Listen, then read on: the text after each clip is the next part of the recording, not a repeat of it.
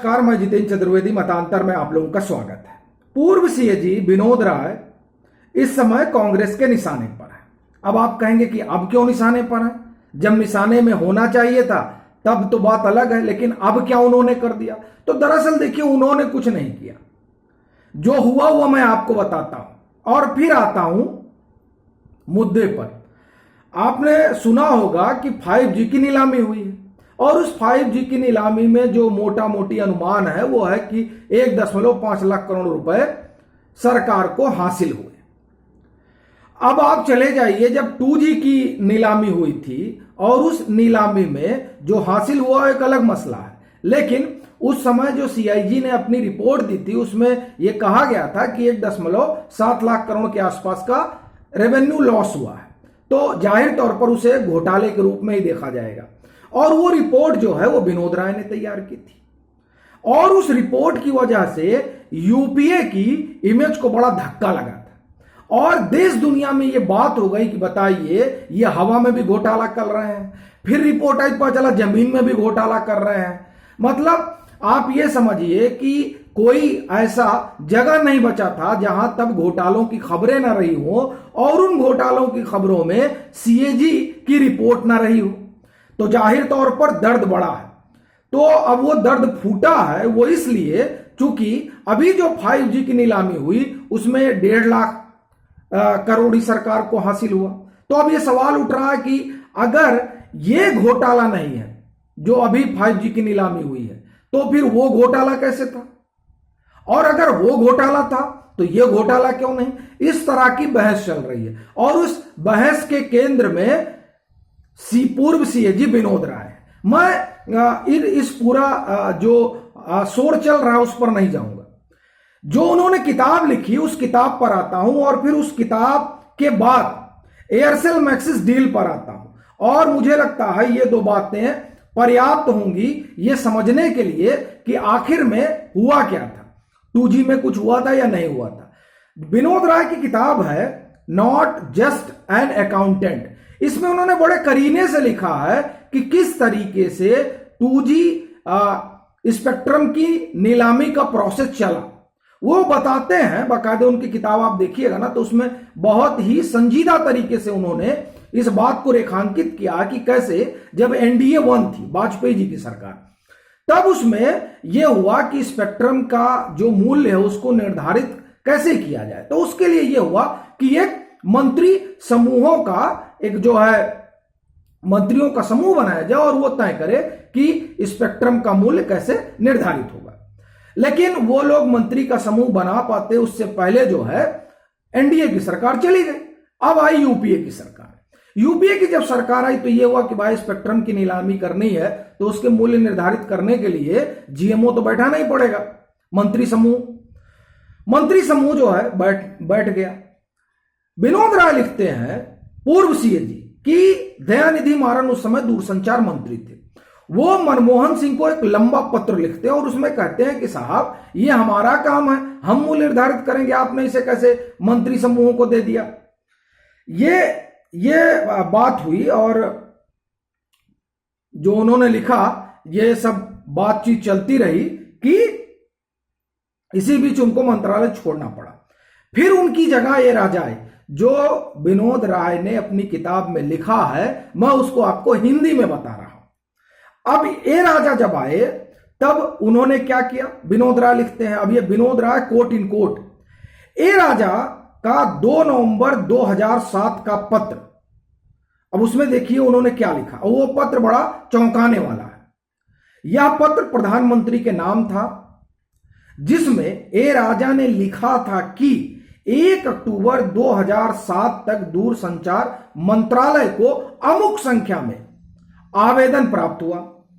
पत्र में यह भी लिखा हुआ है कि आवेदन प्राप्त करने की तारीख 24 सितंबर को बढ़ाई गई। हालांकि स्पेक्ट्रम के लिए आवेदन करने की अंतिम तारीख 25 सितंबर थी, जिसे ए राजा ने अपने मन से बढ़ाकर 1 अक्टूबर कर दिया। इसकी जानकारी दूरसंचार विभाग को नहीं थी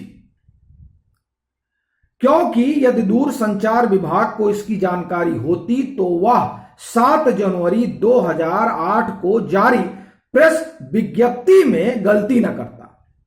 दरअसल इस प्रेस विज्ञप्ति में 25 सितंबर 2007 तक आवेदन प्राप्त करने की अंतिम तारीख दी गई थी। देखिए, अपने ही कागज से यूपीए की पोल खुल गई थी कि दरअसल 2G में किस तरह की हीला हवाली हुई। पत्र मैंने बताया, पत्र में तारीख भी इन्होंने बढ़ा दी और दूरसंचार विभाग को पता ही नहीं। उसकी प्रेस विज्ञप्ति से पता चला कि इतना बड़ा कांड हो गया। आगे सुनिए। फिर वो कहते हैं कि अंतिम विज्ञप्ति में कहा गया था कि इस तारीख तक मिलने वाले आवेदन पर ही पहले आओ पहले पाओ वाले सिद्धांत के तहत विचार किया जाएगा।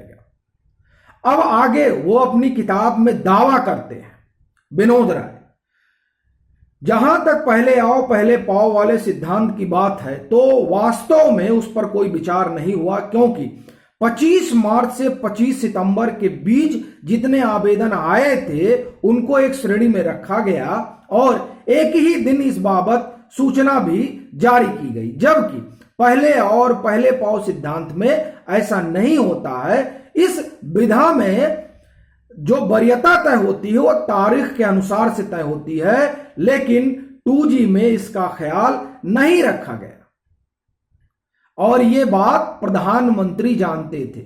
ये सारी चीजें उनकी जो विनोद राय की किताब है नॉट जस्ट एन अकाउंटेंट में लिखी है। अब आप देखिए, जिस चीज का मूल्य निर्धारण मंत्री समूहों को करना था वो दयानिधि मारन के पत्र पर दे दिया गया कि नहीं आप ही का मंत्रालय करें। फिर तिथि बढ़ा दी गई। भाई किसके लिए तिथि बढ़ाई गई, ये बड़ा सवाल है। आपने अंतिम तिथि बढ़ा दी और दूरसंचार विभाग को पता ही नहीं। तीसरी बात, पहले आओ पहले पाओ की नीति गोल हो गई और जो दावा है विनोद राय का और उस वरीयता की बजाय आप दूसरे क्रम में चले गए। अब आइए चौथी बात पे, ये जो तमाम फोन टेप सभाएं, ये राडिया टेप और ये उस समय क्या था, उसके जरिए क्या बात निकल कर आ रही थी, इस पर भी बहस होनी चाहिए। ठीक है, विनोद राय को कटघरे में खड़ा किया जाए। वो उन्होंने किताब लिखी और असल में वो किताब क्या लिखी, उन्होंने तो रिपोर्ट बना दी और जिस रिपोर्ट ने उस सरकार को रसातल में पहुंचा दिया जो सरकार तीसरे टर्म के बारे में सोच रही थी, तो आप उनको कटघरे में खड़ा करिए। लेकिन जो सवाल उन्होंने अपनी किताब में उठाए हैं वो सवाल बड़े गंभीर हैं। एक दूसरा, ये जो तमाम टेप चले वो क्या थे, और तीसरा, ये एयरसेल मैक्सिस डील क्या है। एयरसेल मैक्सिस डील भी तो उसी 2G का हिस्सा है। जहां 600 करोड़ रुपए आने थे वहां 36,000 करोड़ रुपए चले आते हैं। वित्त मंत्री पी चिदंबरम होते हैं और इतना बड़ा खेल हो जाता है और अब ये कॉइन उछाला जा रहा है कि जवाब दें। माफ करिए, 3600 करोड़ रुपए, मैं गलत कर रहा था, 3600 करोड़ रुपए आने थे और 600 करोड़ रुपए सिर्फ आ सकते थे, तो 3600 कैसे आ गए। और ये जो एयरसेल वाला मसला है ये किस जी में आता है, ये भी तो 2G का हिस्सा है। और अभी ये जो 2G का पूरा मामला है इसको लेकर जिस तरह की बात सामने आ रही है, और विनोद राय, देखिए विनोद राय ने वो काम अपनी रिपोर्टों के जरिए कर दिया था जब वो CAG रहे कि उस काम ने दरअसल उन तमाम कुलीन तंत्र को हिलाकर रख दिया जो ये मानकर चलते थे कि नहीं साहब अपना तो कुछ हो नहीं सकता है, अरे हम कुछ भी कर लें, कौन आएगा देखने, हमारी रिपोर्ट कौन पब्लिश करने जा रहा है। और उस आप ये समझिए कि एक तरीके से जो 2009 से 2014 का कालखंड रहा यूपीए का, उसमें कौन सा खबर किसी ने किया, एक ही चीज अगर हुआ तो वो है CAG की रिपोर्ट। CAG की रिपोर्ट ने पूरी सरकार को हिलाकर रख दिया था। नहीं तो जो लोग आज तमाम खबरों की दुहाई दे रहे हैं, बड़ी मजेदार बात है कि वो इस पर क्या कहेंगे। और सबसे बड़ी चीज है कि इस 2G पर बड़ी इन्वेस्टिगेटिव रिपोर्ट की गई थी और उसमें कई बड़े नाम हैं, कई बड़े पत्रकार हैं। तो अब अगर आप इस 2G को पर जो सीएजी की रिपोर्ट आई उसे कटघरे में खड़ा कर रहे हैं, तो जाहिर तौर पर आप उन पत्रकारों की विश्वसनीयता पर भी संदेह जाहिर कर रहे हैं। कर लीजिए, लेकिन ये जो एयरसेल वाला है उस पर क्या कहिएगा, ये एक बड़ा सवाल है। INX मीडिया, इस पर क्या कहिएगा। ऐसी तमाम चीजें हैं, लेकिन अभी उस पर जाएंगे तो विषयांतर हो जाएगी। असल मसला यही है कि विनोद राय निशाने पर हैं, लेकिन उनकी जो किताब है वो किताब बहुत कुछ कहती है और उसमें बाकायदा उन्होंने पत्र साझा किए हैं। और मुझे नहीं लगता, मेरी जानकारी में अभी तक कोई डिनायल नहीं आया है उनकी किताब का, उन्होंने जो पत्र साझा किए हैं। तो ये अपने आप में बड़ी बात है, लेकिन ये अलग बात है कि सियासत तो होगी, क्योंकि उन्होंने एक रिपोर्ट के जरिए पूरी सरकार को हिलाकर रख दिया था। अभी के लिए फिलहाल इतना ही। अगर आप मतांतर से नहीं जुड़े हैं तो जुड़िए, वीडियो को लाइक कीजिए, शेयर कीजिए और अपने सुझाव जरूर साझा कीजिए।